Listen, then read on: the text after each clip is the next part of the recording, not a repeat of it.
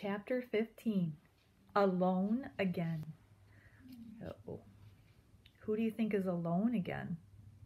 Hopefully not Poppy. Aerith moaned softly. "Isn't that the most luscious thing in the whole world?" he asked, gazing at the salt lick. Poppy, whose eyes were fixed on the enormous owl, could hardly speak. "It's awful," she barely squeaked.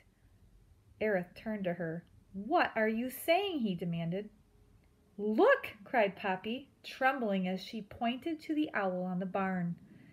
Aerith turned and looked. "Heh, I never noticed that before," he grunted. In wonder, Poppy murmured, "Mr. Oakax, he's only half that size." Aerith shrugged and then went back to gazing at the salt. "Well, girl," he said, "have you figured out how you're going to get that salt up there for me?" Poppy, still in a state of shock, managed only to shake her head. Aerith took one last loving look at the salt and turned. "Well, you know where to find me," he said. "Now don't you let me down." And with that, he turned and began to waddle away. "Aerith!" Poppy cried. "Wait!" The porcupine peered around peevishly. "What now?" he grumbled. "Well, you aren't just leaving me here, are you?" "What else am I supposed to do?" "Help me," Poppy said in a small voice. "Poppy, we made a deal. I'd get you here, you'd get me that salt. I've done my part, now you do yours." "But—" "No buts," Aerith snapped, lashing his tail in irritation. Poppy backed away. "I'm going home now, but I'll be waiting." With a final glare, he said, "Keep your promise, you furball," and marched off. Poppy started to run after him, but tripped on something and fell flat. When she got up, Aerith had disappeared among the corn. An unhappy Poppy dusted herself off. It was then she noticed what had tripped her. It was one of Aerith's tail quills. When he'd flounced his tail, it had fallen out. Poppy picked up the quill gingerly. She never really looked at one closely before. It was mostly black and made of long fused hairs, just as Aerith had said. One end was blunt. The other end, the sharp end, was ivory white. With fascination, Poppy examined the tiny barbs. The point, which she was unable to resist touching, was frightfully sharp. She was about to toss the quill away when she had an idea. Grasping it by its blunt end, she swished it about a few times. It moved nicely, kind of like a sword.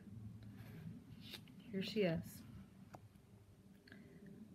checking out one of Aerith's quills. Do you think she might want to hold on to it? It might come in handy, maybe for some protection. Poppy found a tall blade of grass, plucked it, and tied it around her waist in a sash-like fashion. With care, she slid the quill under this belt. It fit comfortably. Then she drew the quill out a few times to see if it came free easily. Though a single quill was not the full arsenal that Aerith carried, it was something, and she only hoped she would never have to use it. Reluctantly, Poppy turned her attention back to the enormous owl on the barn.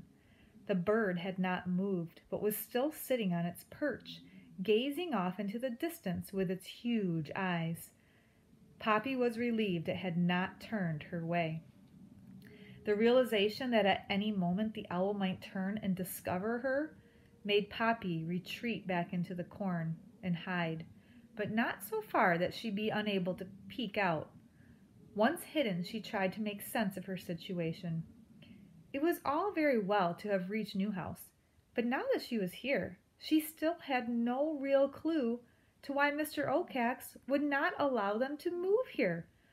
All she had seen was this huge owl. Could his reason have something to do with that?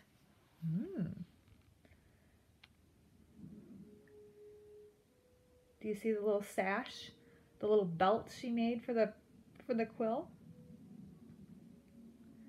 What do you think? Why doesn't Mr. Oakax want them to go to Newhouse? Do you think it has anything to do with the owl?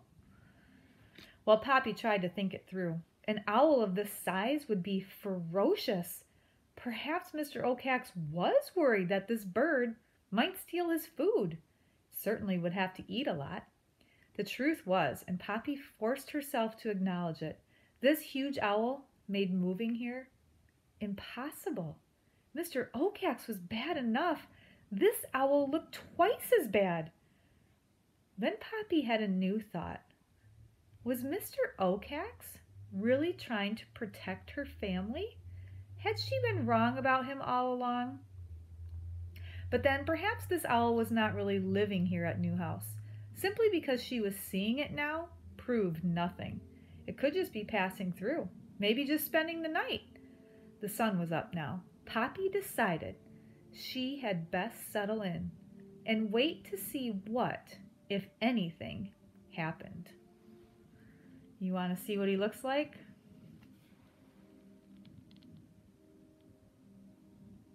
What do you think about him?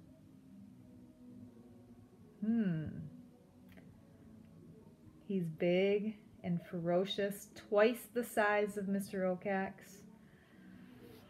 Oh boy. That was chapter 15. Tune in soon for chapter 16. She's going to find out more about that ferocious owl. Bye, guys.